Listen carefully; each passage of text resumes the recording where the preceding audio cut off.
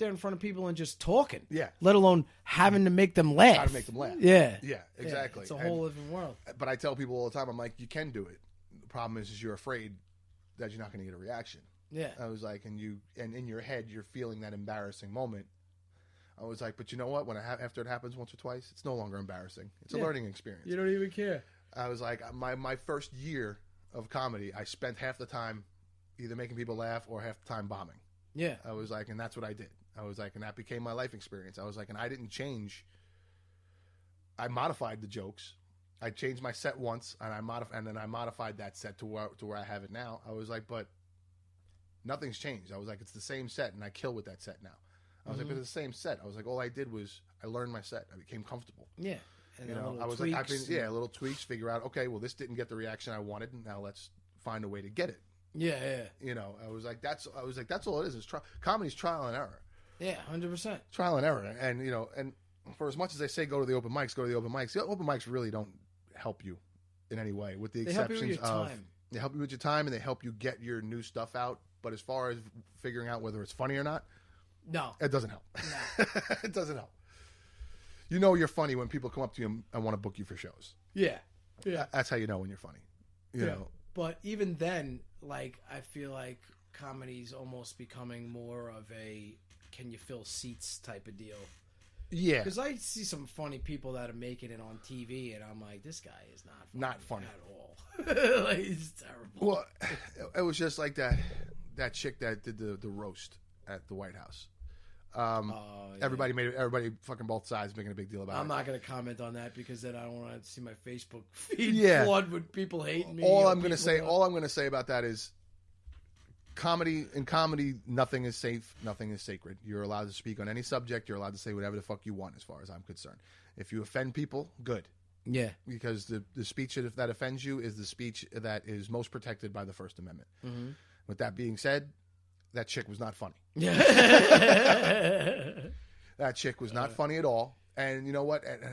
Me being the fact that I'm not a Trump supporter, so I'm not looking at it for the fact of, oh, you roasted my president or you roasted Sarah Huckabee Sanders, who I did not know was younger than me because she does not look fucking younger than me. Yeah. Okay.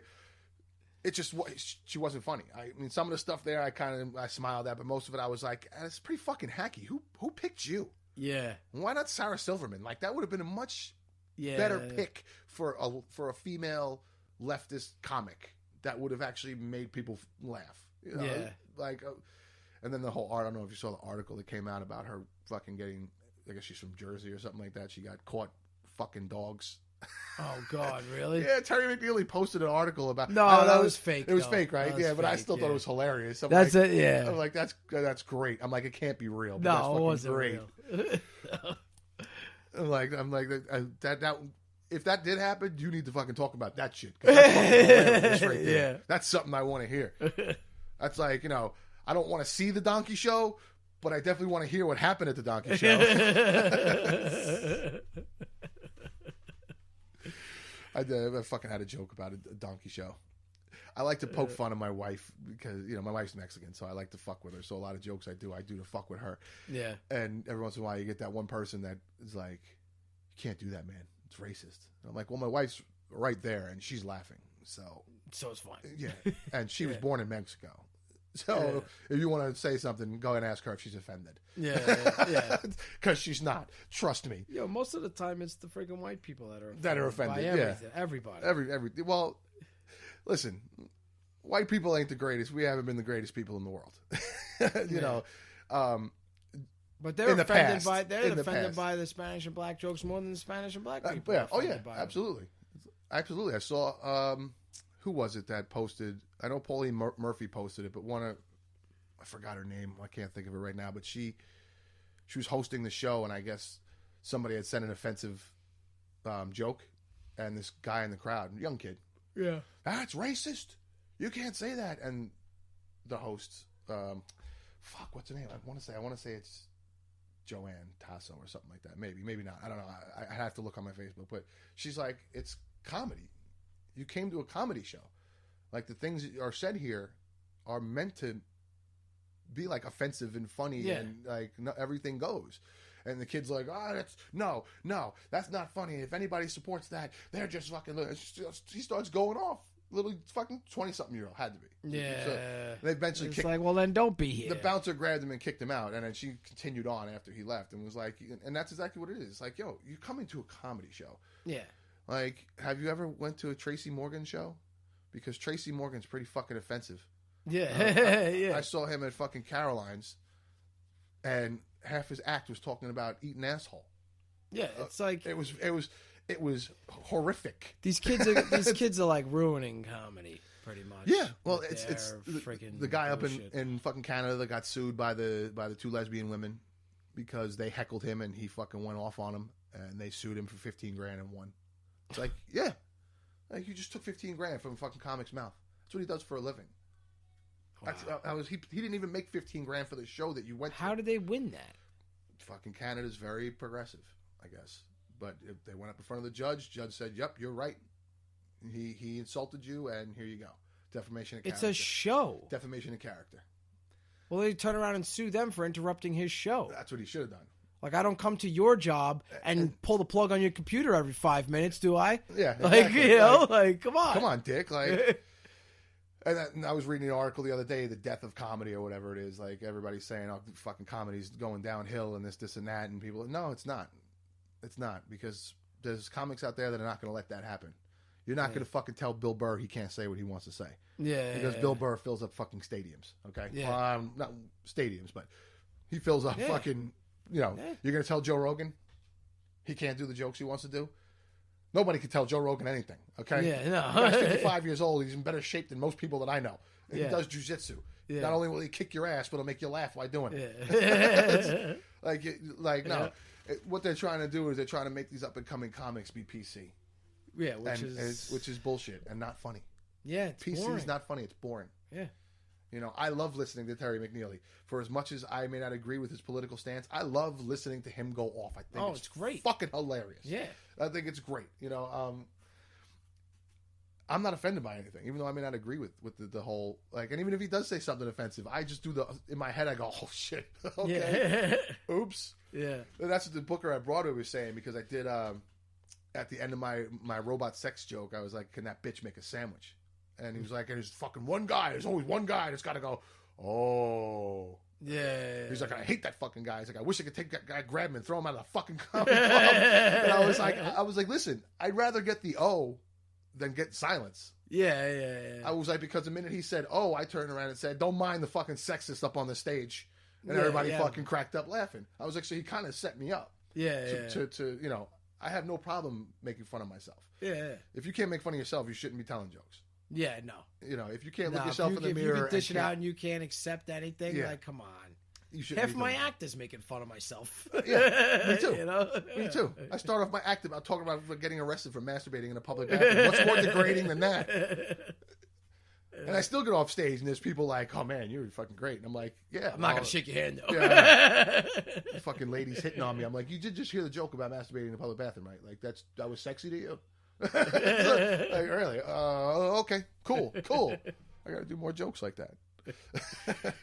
Yeah, you'd be surprised what people will laugh at, Well, you know what it is you got to hit home with people, and like a lot of the stuff I tell, a lot of the stuff I like to tell is jokes that people will understand because they lived through it, and it's good for people of our age and a little bit younger than us and people that are older. When I get into the guys that are in their 20s and I talk about my mom throwing me out of the house at 9 o'clock in the morning, they don't fucking get it. No, but when I tell the why porn, wouldn't she just put you in the game room? Yeah, when I tell the 3D porn joke or the fucking Facebook, then they get that. So I try to make things that are that I can keep both generations going and understanding. But yeah, like sometimes you think you get the people that are like thrown out of bed. What parents throw their kids out of bed at 9 o'clock in the morning on a Saturday? Oh, my mom. Yeah. Go outside, motherfucker. Get the hell out of here. You've been making a mess out of my house. That's the way she looked at it. You've been making a mess out of my house all week. Get out so I can clean. Get the hell out, yeah. Get out so I can clean and relax and watch TV without fucking hearing you.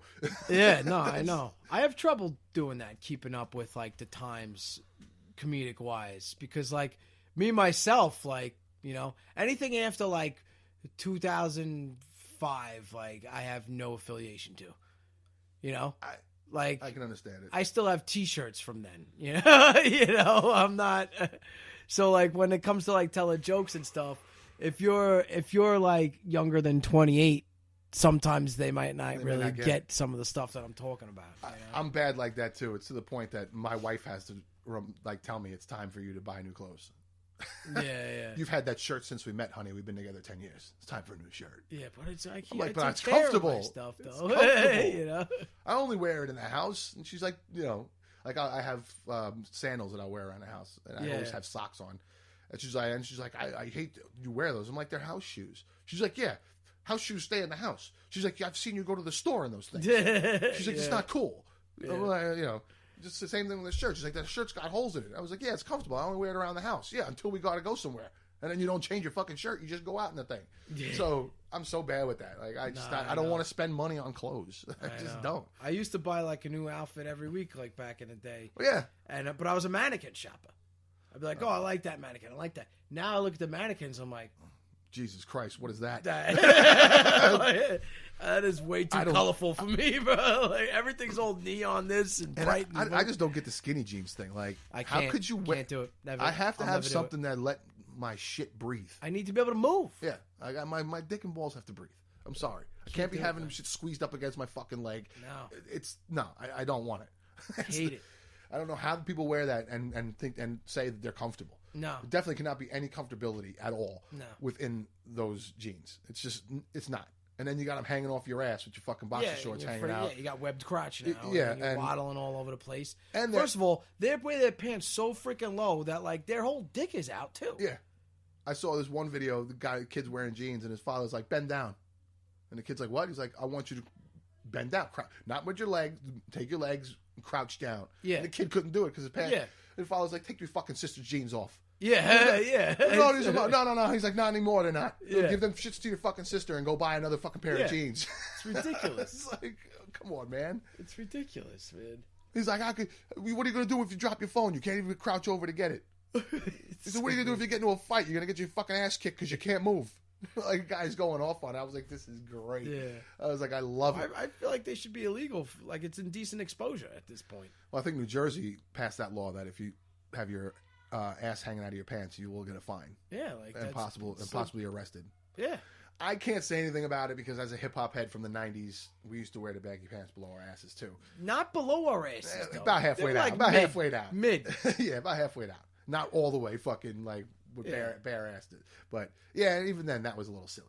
So to me, it's like I don't want to be hypocritical. And I liked the baggy clothes era. That was everything was comfortable. Yeah. I always wore my pants on my waist, but they fit me loose and they were nice and you know. And I've like I'm a short guy. I have 34-inch waist probably. I used to wear like 40-inch waist pants with the triple extra large hoodie. You know, like the belt tightened as much. The 2 loops on the side are touching because the pants are so big. Yeah, and I wore Timbs every day, so it never, they never went under my shoes anyway. Yeah, you're tucking right into Timbs. Yeah. It's weird just how. Especially fashion, one extreme to the other. Yeah, it's one how extreme fashion to the other. It's changed. But I also like the baggy clothes day for men because you never had to try anything on in the store. No, you knew your size and you were good. Yep. Now you got to try it on because you don't know if it fits your shoulders. It's probably going to be squeezing the crap out of your stomach. Yeah, it's going to be halfway up. You're going to be wearing a fucking belly shirt. You don't even realize it. So it's like everything is you got to buy extra long now. You got to make sure you fucking find loose cut jeans. Not until this. I'm pretty sure this year when I went clothes shopping for the first time in a very long time, might have been the first time in my life, besides when I was a little kid with my mother, that I stepped foot into a dressing room at the mall. Yeah. Like, I never had to try my clothes on. I knew the size. I put it on. You knew it was going to fit because you had so much wiggle room. Yeah, exactly. Know? And you knew your size, and your size was your size. It wasn't, I could be a small in this. It could be medium in that. And I had to do it, too. God. I was buying button-downs because, I do all my shows in fucking button-downs. So I was buying button-downs, and I literally had to go in and try them on. Yeah. And I never do that. I mean, with anything. Like, to me, even with my jeans, I had to go try on the jeans because if I'm at home, I have work clothes when I go to work, so that's what I wear at work. When I come home, I fucking put shorts on or sweats. I'm wearing something comfortable, so I don't wear fucking jeans ever. The only time I wear jeans if we're going out somewhere nice or if I'm doing a fucking comedy show. Yeah. decided to do the same thing. I'm gonna try on these fucking jeans because I don't want to fucking buy them. Go put them on, and next thing you know, my fucking balls are taped to my leg. Yeah, exactly.